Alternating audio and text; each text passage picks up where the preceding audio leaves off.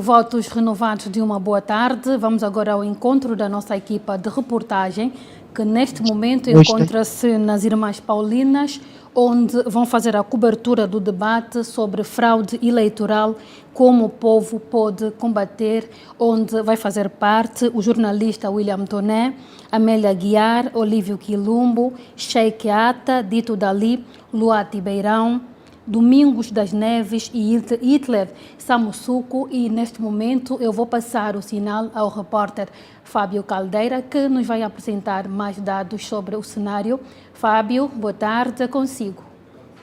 Não é conduzir e realizar as eleições de forma transparente e clara. Por isso que estamos aqui hoje para então abordarmos esse tema, como o povo pode travar a fraude eleitoral. Então sintam-se em casa, estejam à vontade para juntos interagirmos aqui daqui a pouco.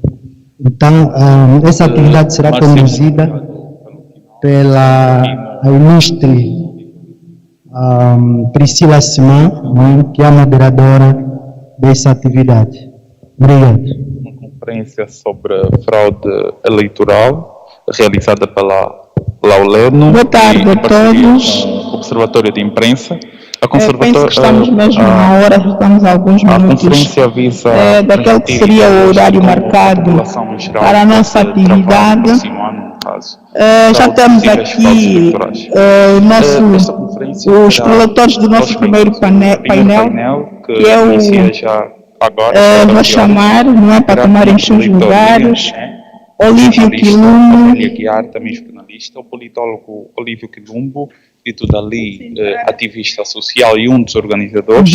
Que é professor e politólogo. Cada preletor terá 10 minutos de abordagem e depois passaremos... Ele diz que é cidadão, então pronto, já tem que respeitar que se é apresentado como cidadão. Sheikh Ata, que é professor e ativista. Teremos também Luati Beirão, ativista, Domingos da Cruz. Não se vai fazer presente a Amélia Guiar, questões de saúde, encontra-se doente, portanto seria uma das preletoras que faria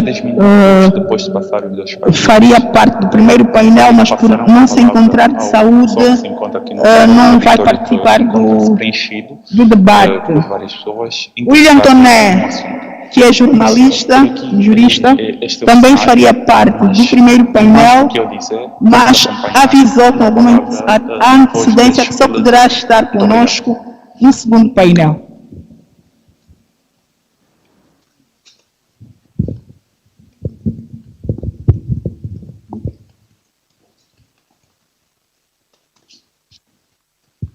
Para aproveitarmos o tempo, vamos dar início, e tem mesmo a palavra o Olívio Quilumbo, e tem inicialmente 10 minutos.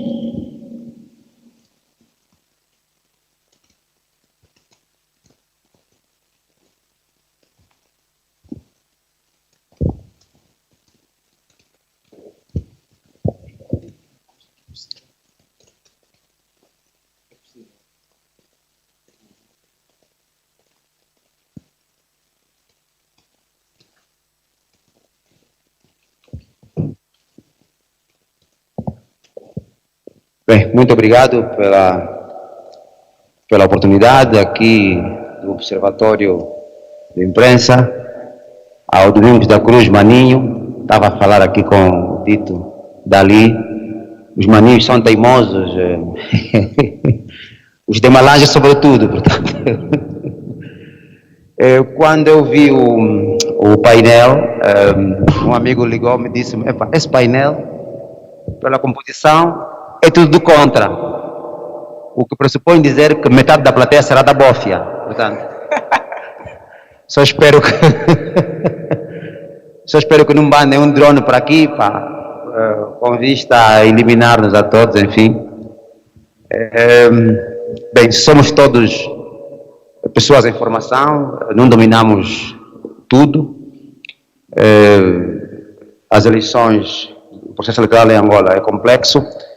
Eu vou tentar pedir à área técnica que trouxe alguma coisa para projetar, portanto, eu gostava que fosse por esta via que se fizesse, que a minha apresentação se desenvolvesse. Enquanto isso, deixa-me dizer que o processo eleitoral é sempre um processo complexo, que tem muito a ver com questões emocionais. As questões emocionais definem, no momento, o que pode acontecer amanhã ou depois.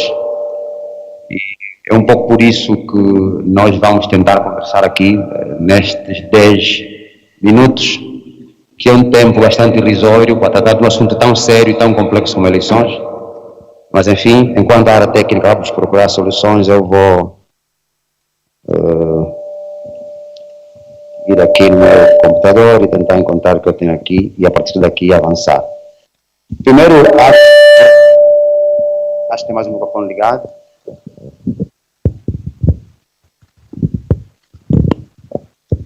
Primeiro é encontrar aqui um quadro geral das eleições em Angola. Nós temos 4 para fraude. E depois encontrar, naturalmente, uma relação entre os elementos que, no final, vai passar a ser fraude. E a imagem aí ilustra que a fraude normalmente desvaloriza o voto, desvaloriza o votante, desvaloriza o eleitor e desvaloriza o processo. Portanto, porque não se dá o real valor do elemento voto nem do votante. Portanto, todo o processo cai sobre o saco de lixo. E a fraude como tal é um conjunto de irregularidades no processo eleitoral que carecem de alguma fundamentação.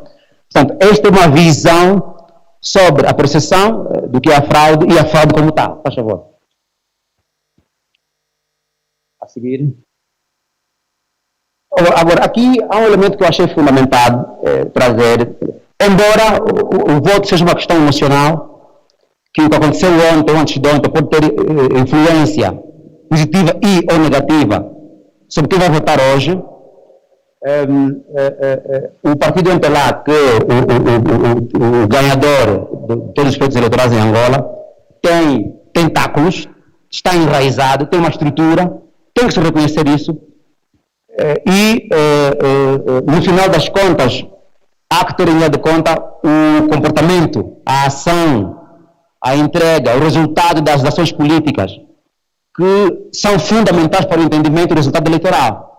Dito de outro modo, há que haver um trabalho político, em termos de políticas públicas, que tem que ter uma relação direta com o cidadão e que essa relação direta deve significar confiança e manutenção do poder político. E aqui a questão é o custo político da má governação, ou seja, o custo político da boa governação é a manutenção. O contrário é a má governação, ou seja, a má governação tem um custo, que é a retirada da confiança do cidadão. A boa governação tem outro custo, que é a manutenção da confiança. E, portanto, há aqui uma questão na África Austral, como entender que partidos somam vitórias eleitorais sequenciais, sem que para tal resolvam os problemas, portanto, das comunidades. Essa é a questão que pode, do ponto de vista do entendimento de cada um, indiciar ou encontrar, então, fraude. E a sistematização desses elementos todos, se termos em linha de conta o comportamento do cidadão, do partido e a realidade objetiva, se olharmos para a nossa vida real, poderemos concluir que, no final, as vitórias eleitorais têm sido na base de fraude. Faz favor. Aqui estão alguns factos, e eu tive que fazer algumas pesquisas só para entender. Aqui é uma ilustração do MAC Angola sobre os elementos da perspectiva do MAC Angola representam fraude. Está aí o controle do enquadramento, micro-obstacularização, e sobre a micro-obstacularização, que é o elemento fundamental, né? O Tribunal Constitucional, a Comissão Nacional Eleitoral, o Ministério da Administração do Território, a Comunicação Social,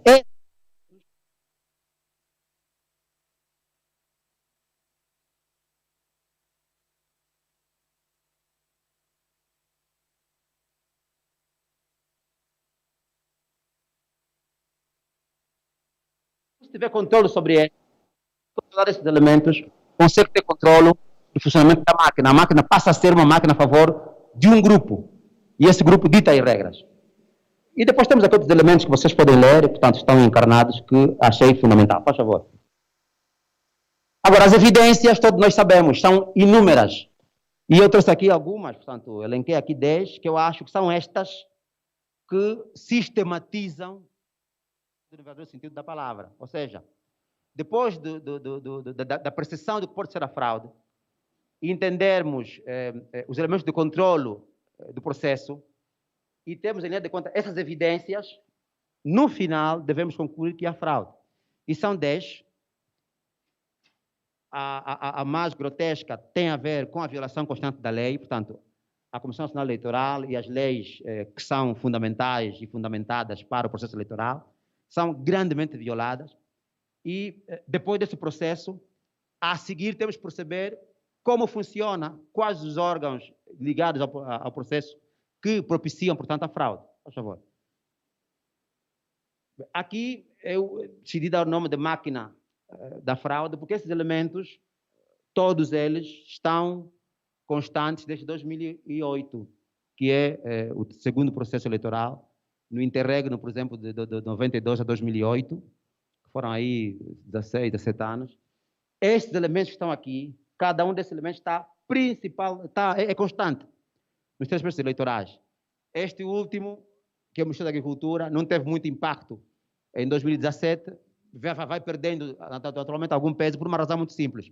A população angolana hoje é maioritariamente urbana, já não é rural. Logo, o Ministério da Agricultura, na máquina do processamento da fraude, perde peso. Agora, todas as outras, esse trio, que eu chamo trio com Sanguluca, Sinfic, Indra e Deloitte, estão desde 2008. A Comissão Nacional Eleitoral leu o problema, o MPLA aparece como o maestro, portanto, da situação toda, e temos aqui o MAT, já foi MAT, agora é MATRE, a Casa Civil, a Casa Militar, portanto, esses elementos ligados à Presidência da República. Processam, controlam, portanto, a máquina, que no meu entendimento, por a máquina da fraude. Tem mais 4 minutos. Ok. Agora, há um outro fator. Quando há desvalorização do voto, as pessoas deixam de acreditar no processo. A falta de crença do processo se pressupõe falta de confiança. Quando não há confiança, o voto perde completamente o valor e as pessoas deixam de participar. É um dos elementos fundamentais da falta de crença nos processos eleitorais. E eu trouxe aí as abstenções. São números assustadores do ponto de vista prático. Em linha de conta, o número de votantes e as abstenções é um número considerável. E não se faz estudos, a Comissão Nacional Eleitoral devia promover estudos relacionados ao entendimento da abstenção. Se fizermos conta dos 3 processos, estamos a falar de quase 6 mil pessoas, ou 6 milhões de pessoas, melhor, que não votaram nos últimos 15 anos. E isto é gravíssimo. Porque isso representa a falta de crença do processo, representa a falta de crença em quem governa, e mais, se verificarmos, por exemplo, o dado ali diz o número de mesas de votos, não de assembleia, mas de mesas, e o número de mesas de controlo da maior estrutura política depois do MPLA, portanto, em condição de oposição, demonstra que não se tem um controlo do processo. E logo surge essa frase que eu achei interessante: votar para quê, se já sabemos quem é que vai governar? Nós temos que matar essa frase. Portanto, houve um exemplo interessante nos Estados Unidos da América, nas últimas eleições, de uma, acho que é senadora, que entendeu que era preciso fazer um voto. Tem de se votar. Pelo simples, não tem de se votar. Porque os indecisos que depois criam a abstenção é que criam as mudanças. Porque de certeza que eles estão fartos com a estrutura e se forem a voto, normalmente não votam na continuidade. Votam, portanto, na alternância do processo. Faz favor, logo a abstenção é um problema. Aqui estão alguns elementos que eu achei interessantes, que é o combate como tal, que é em grande medida o que nos trouxe aqui. Fiz algumas comparações com alguns países muito próximos, e o elemento fundamental que eu trouxe é a melhor forma de controlar as eleições é na base, na Assembleia de Voto. É o elemento fundamental. E eu acho que temos que criar uma frente unida para a justiça e verdade eleitoral. Portanto, essa frente unida é a junção de forças de todos os angolanos interessados na justiça e verdade eleitoral. Isso envolve partidos políticos, sobretudo, que têm uma máquina política que se desdobra, envolve todas as forças vivas da sociedade civil, começando pelas igrejas, por exemplo, esta estrutura, este debate, ou este momento. Portanto, trago aqui elementos que eu acho que são importantes. Por exemplo, o quinto tem que ver com a conformação da Comissão Nacional Eleitoral Angolana com os princípios da SADC, que é altamente violada. A nível dos países da África Austral, a Angola está em contramão, aliás, nós na África Austral estamos em contramão em tudo. Somos os únicos que conduzem à esquerda, todo mundo conduz à direita na África Austral. Somos os únicos que não competem diretamente com a África Austral. Portanto, do ponto de vista do entendimento da conformação dos documentos que promovem e que conformam as eleições na África Austral, nós estamos muito contra. E vocês podem, portanto, ver, esses são os elementos que eu acho que, se tivermos esses elementos evidentes, se conseguirmos criar essa estrutura, é possível contrapor a fraude. E há exemplos práticos. O Malawi, a República Democrática do Congo, o Senegal, a República Democrática do Congo é o exemplo mais paradigmático próximo de nós, onde a Igreja Católica foi importantíssima para o processo. E eles fizeram isso, criaram uma estrutura única. Existiam 46, 43 mil mesas de votos. À frente que eles criaram, colocaram 40 mil elementos em cada uma das mesas. Portanto, conseguiram controlar o processo e ali apresentar, em grande medida, um resultado próximo ou idêntico àquele que foi dito pela Comissão Eleitoral Independente. Ou pela Comissão Eleitoral, que deve ser independente. A Justiça, portanto, entendo que isto só será possível com a conjugação de forças desses elementos. E nós, em Angola, estamos completamente dispersos desse ponto de vista. Os partidos políticos lutam de um lado, os jornalistas lutam do outro lado, os observadores lutam para o outro. Portanto, se conjugarmos as forças, eu entendo que é possível, ok? Avançar-se para um controle. Faz favor. Aqui, como conclusão, enfim, grosso modo, primeiro, a política legal, é preciso que exista um quadro legal conformado e ajustado à realidade. A Comissão Eleitoral deve ser independente. Deve ser independente. E tem que se exigir que ela assim seja, criando uma estrutura que não facilita o poder político, no sentido de, se não se criar uma Comissão Eleitoral no próximo aspecto, ninguém participa. Por exemplo, é uma posição de força e de choque. E isto, naturalmente, vai viabilizar o processo de quem tendencialmente tem a máquina montada para o processamento da fraude. E, por outra, são esses elementos que eu acho que podem facilitar o controlo.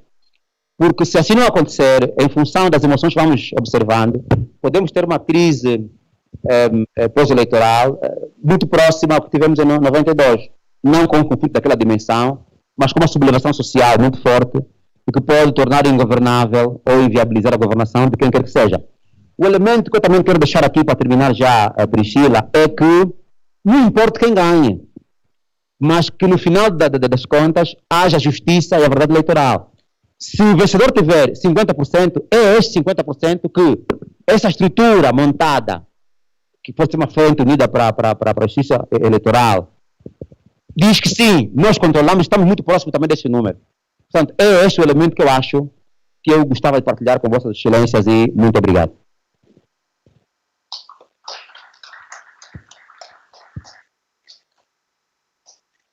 Muito obrigado, Olívio Quilumbo, muito obrigado.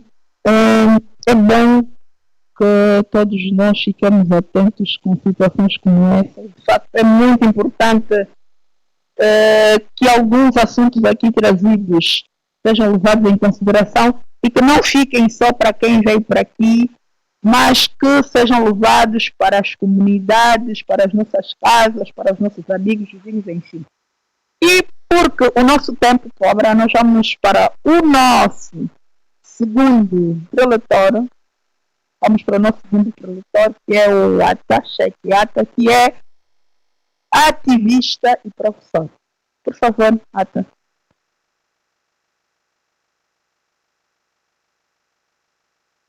Tem 10 minutos inicialmente.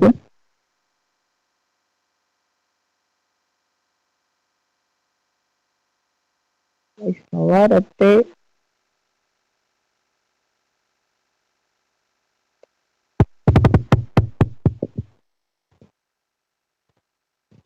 Boa tarde, companheiros. É um prazer enorme estar aqui com ilustres figuras, Olívio Colombo, Dito Dali, o Hitler Samussuco e os outros companheiros de causa que ainda não se fizeram presente. Dizer que é quase ingrato, não é? Falar depois de pessoas com experiência na matéria e que fazem disso o seu dia a dia. Mas, a par disso, eu acredito que os momentos eleitorais são, por natureza, momentos de decisão, do renovar de confiança ou então da escolha de um partido ou de uma força, né, que mostra capacidade na realização do interesse público. E em África, e no nosso caso em particular em Angola, logo depois do fim da Guerra Fria, no início dos anos 90, com os acordos de Bicesse, passamos do monopartidarismo ao multipartidarismo. O multipartidarismo trouxe um quadro legal, né? Trouxe, do ponto de vista formal, trouxe essa participação, essa abertura democrática. Mas eu percebo que, mesmo aqui ao nível da África Austral, tem sido usado como um simulacro. Essas aberturas, essas eleições surgem tão somente para os nossos estados terem o beneplácito, terem os apoios, não é, da comunidade internacional. Por isso é que enveredam pela fraude. O companheiro Olívio Colombo trouxe um conjunto de ideias, falou do Mata Angola, e eu também pesquisei, não é? Pesquisei, e tem ali algumas teorias que não fica bem passarmos só assim, para nós entendermos primeiro como é que está criado, como é que está constituída essa máquina da fraude. Porque o nosso maior debate aqui, é desfazer, é trazer sugestões para o combate à fraude. Mas antes é bom percebermos como é que essa fraude está montada. E o texto, o companheiro Olívio Colombo falou que o texto é de Mata Angola, mas tem a assinatura de Paulo Zua e é de 23 de agosto de 2017. Estamos na esteira, estamos no calor ainda das eleições, né? 2017. E vamos começar com o primeiro elemento, né? O controlo do enquadramento. O controle do enquadramento quer dizer que o partido do governo tem domínio efetivo sobre todas as instituições que participam no processo eleitoral. Tribunal Constitucional, Comissão Nacional Eleitoral, Ministério da Administração do Território e Comunicação Social. Portanto, o controle legal, o controle operacional e o controle da liberdade de expressão dependem do partido do governo.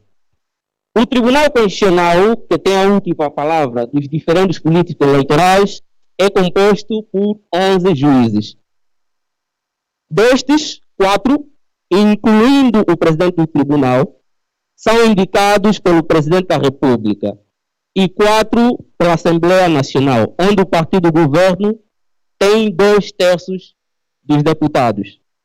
Assim, pelo menos 8 em 11 juízes foram designados pelo partido do governo, sem qualquer contraditório, audiência confirmativa ou escrutínio público, não estando assegurada qualquer imparcialidade do mais alto tribunal do país.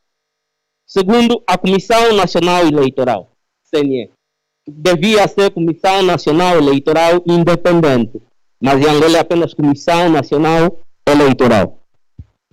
A Comissão Nacional Eleitoral é responsável pela organização do processo eleitoral e é composta por 17 membros, dos quais 16 são designados pela Assembleia Nacional por maioria absoluta dos deputados em efetividade de funções, sob proposta dos partidos políticos e coligações de partidos políticos com assento parlamentar, obedecendo aos princípios da maioria e do respeito pelas minorias parlamentares. Quer isto dizer que a maioria de 2/3 que o partido do governo detém na Assembleia se repete na CNE. O Ministério da Administração do Território, MAT, como nós sabemos, é um órgão auxiliar do Presidente da República, não detendo qualquer autonomia. Ficou encarregado do registro eleitoral. Certo? Sobre este registro eleitoral fica uma dúvida elementar. Segundo o Instituto Nacional de Estatística, a população de Angola, estamos a falar do pleito passado em 2017, era estimada em 28 milhões de pessoas. Ora, os eleitores registrados são de 9 milhões. Não, foram 9 milhões registrados. Onde param, aqui paravam, os restantes 19 milhões. Têm todos menos de 18 anos. Os elementos estatísticos disponíveis apontam para que a população abaixo dos 18 anos ronde um máximo de 50%. Quer isso dizer o seguinte: os eleitores registrados deveriam ser no mínimo 14 milhões, ou seja, 50% de 28 milhões, né? E não 9 milhões de pessoas. Por consequência, haverá cerca de 5 milhões de pessoas reais que não têm sequer a possibilidade de votar. Por fim, no primeiro ponto, fala da comunicação social, com exceção dos meios digitais, cujo raio de ação se limita à população com acesso à internet. Toda a restante comunicação social, pública e muitas vezes, e algumas até privadas também, é dominada direita ou indiretamente pelo governo. Como de costume, isto refletiu-se na cobertura da campanha. Segundo essa pesquisa e dados recolhidos até o dia 28 de julho de 2017, o tempo na comunicação social ficou distribuído assim para os partidos e coligações. Televisão Pública de Angola, TPA, MPLA, 190 minutos. UNITA, 41 minutos. Casa C, 38 minutos. PRS, 17 minutos. FENELA, 16 minutos. APN, 11 minutos. TV Zimbo, MPLA, 184 minutos. UNITA, 37. PRS, 28. FENELA, 16. Casa C, 12. APN, 11 minutos. Rádio Nacional de Angola, MPLA, 145 minutos, UNITA 16 minutos, PRS 28 minutos, FENELA 17 minutos, Casa C, enfim, a ordem é a mesma, como vocês conseguiram notar, né? Não há qualquer dúvida que estes números são inconstitucionais e estas práticas representam um desrespeito atroz pela Constituição. O segundo elemento que o companheiro lançou aqui é a micro-obstaculização. A micro-obstaculização quer dizer o quê? Quer dizer que são obstáculos colocados e que, por fim, acabam por desencorajar, desmotivar o eleitor. E nisso, a pesquisa aqui avançada cita como, por exemplo, a deslocação de eleitores. Na eleição de 2017, tivemos um caso de um companheiro que até é muito famoso nos programas da manhã da Rádio Despertar, que é o Simão Antônio, morador da Funda, mas que o nome apareceu numa lista do município do Tombua, no Namibe, e é só um dos vários exemplos que eu tenho. O terceiro elemento que expõe a fraude é o controle do núcleo essencial do voto. O núcleo essencial do voto ocorre nas assembleias de voto. E segundo a Lei Orgânica sobre as Eleições Gerais, o momento-chave do apuramento dos resultados ocorre nas próprias assembleias de voto. É nestas que se fazem as contagens, se verificam os resultados. Esta é a base. Ora, não há fiabilidade neste âmbito. Na realidade, uma auditoria que a Deloitte realizou ao processo eleitoral não abrangeu sistemas de suporte às assembleias de votos. Os tablets, não é? Sim. Foram 10 minutos, tem mais 5. Obrigado, já estou mesmo a terminar. Exatamente. Não é? Os tablets e todos os aparelhos eletrônicos. Vou passar para o último, não é? O quarto, último aspecto é o controle essencial da tecnologia de informação. Através do controle dos sistemas das tecnologias, o partido do governo faz, através da contratação de 2 empresas, da sua confiança, envolvidas anteriormente em processos que já eram também suspeitas, as eleições de 2008, que são a Indra e a Sinfic. O sistema de informação, a consultoria forneceu tecnologias, o mapeamento eleitoral, etc, etc. Então, com esses elementos avançados até aqui, eu penso que a fraude é por demais evidente. E o que nós devemos procurar fazer é buscar soluções. Mas quais são essas soluções? Eu acredito que num país como o nosso, um partido como o MPLA, desculpem, mas eu até chamamos de partido ao MPLA. O MPLA tem toda a engenharia, tem toda a artimanha, não é? De mesmo confirmado, mesmo com os resultados confirmados, que dão por confirmada a sua derrota, negar categoricamente.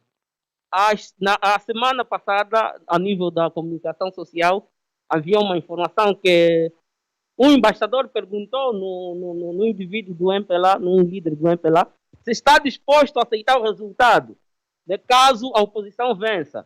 O tempo está a acabar, eu lembro que na última eleição, o primeiro sinal de fraude foi transmitido em direito na TPA.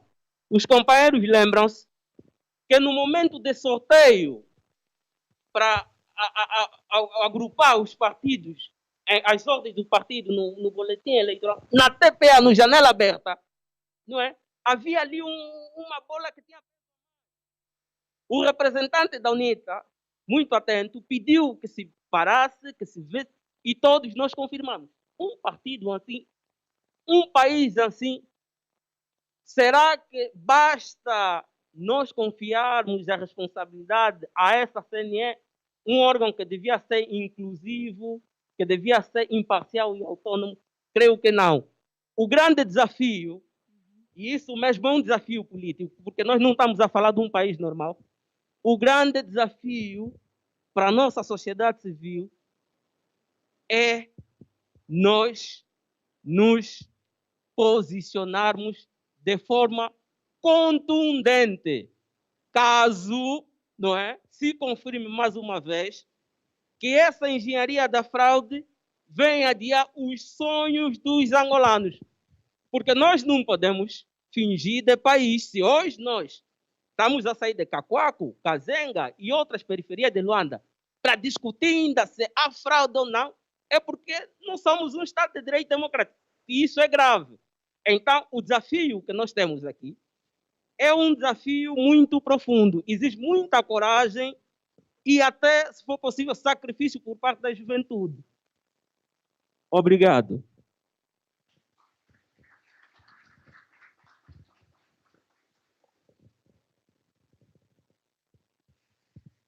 Certamente que naquilo que tem sido e ainda serão os nossos sacrifícios, devemos fazer uma observação de tudo que tem propiciado a fraude, mas é relevante olharmos ou trazermos soluções. Vamos para o próximo preletor, não é? Dali vai dar sequência, não é? Tem 10 minutos inicialmente. Ok, muito obrigado. Quando o ilustre Olívio Quilombo pois falava, referiu-se, não é, sobre a presença dos agentes do serviço secreto, não é? Parece que sentiu-se um pouco intimidado. Eu gosto muito de encorajar os SINs, os nossos irmãos de serviço secreto, que façam muito bem o vosso trabalho e estejam à vontade, gravem mesmo bem, né, porque eles nos ajudam a transportar melhor a informação a quem de direito. Então, estejam à vontade e sejam bem-vindos. Eu vou falar sobre os órgãos de administração eleitoral independente, não é? Que são responsáveis pela condução dos processos eleitorais. Então, para mim, o que mais me preocupa é a postura, a credibilidade e a idoneidade dos órgãos de gestão e organização das eleições, não é? Como pressupostos fundamentais para a realização de eleições transparentes e justas. Para que isto aconteça, são necessários, né, o cumprimento de alguns fatores, tais como a representatividade, a independência e a sustentabilidade. Portanto, a representatividade significa que as instituições responsáveis pela gestão e administração do processo eleitoral devem ser inclusivas, proporcionais, compostas por diversos atores da sociedade civil, partidos políticos, igrejas, ONGs, sindicatos, etc. A Angola, ou seja, a nossa Comissão Nacional Eleitoral é o único órgão, que assim vamos considerar, a nível da região da SADC, que não há representatividade da própria sociedade civil. Não há igreja, não há sindicato, é tudo partidos políticos. Então, precisamos mudar esse quadro. Depois vem a questão da independência. A independência pressupõe a liberdade no exercício das suas funções, atribuídas por leis, e sem a interferência de qualquer órgão do Poder Executivo ou domínio e tutela da administração pública do Estado. A CNE também deve ser sustentável. Então, da sustentabilidade da CNE, a Assembleia Nacional tem por obrigação definir e aprovar um orçamento ou dotação financeira para que os órgãos tenham a capacidade e autonomia financeira para o cumprimento, autonomia financeira para cumprir e desempenhar as suas ações referentes ao processo eleitoral. Para isso, é importante que as questões normativas estejam em conformidade com a Constituição e a própria legislação eleitoral. Clareza e definição dos prazos em que essas atribuições deverão ser feitas ou executadas. Quando não se reúnem os requisitos acima citados por uma Comissão Nacional Eleitoral verdadeiramente independente, órgão responsável pela organização e condução do processo eleitoral de forma transparente e justa, põe-se logo em causa a credibilidade e a idoneidade de todo o processo eleitoral, por falta de transparência e imparcialidade. No entanto, os processos eleitorais devem ser organizados por um órgão de administração eleitoral independente, tal como define o artigo 107 da nossa Constituição, né? E a Comissão Nacional Eleitoral foi atribuída essa competência Nós temos o artigo 139. Aqui estamos em presença de alguns pressupostos, alguns elementos importantes que nos podem levar a considerar uma CNE se nos garante confiança e segurança para a condução de todo um processo eleitoral. Logo, a partida, já temos um problema muito sério que tem a ver com o presidente da CNE, o senhor Manico. Todos nós sabemos que o senhor Manico foi indigitado a esse cargo, né, sob forte reclamação ou reclamações da própria oposição. O Manico está envolvido em práticas de corrupção.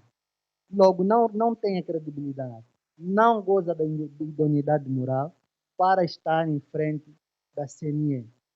O Manico, para além desses elementos que eu apresentei aqui, também é um membro do MPLA, né? É um militante do MPLA. Então, como é que nós vamos considerar uma CNE, não é? Como independente, né? Que tenha credibilidade, idoneidade para conduzir os processos eleitorais? Então, essa é a questão que todos nós devemos aqui refletir.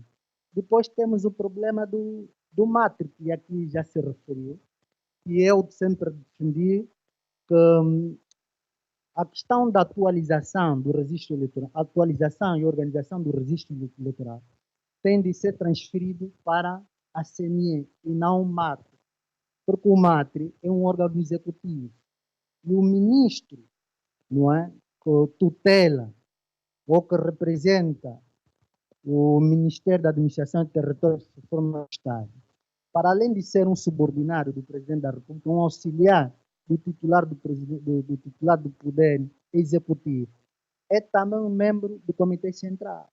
E nós já sabemos qual tem sido a atuação do Ministro da Administração do Território. É totalmente parcial. E há um dado aqui que é muito curioso, né? Sobretudo essa questão da organização eleitoral. O professor Nelson Domingo defende que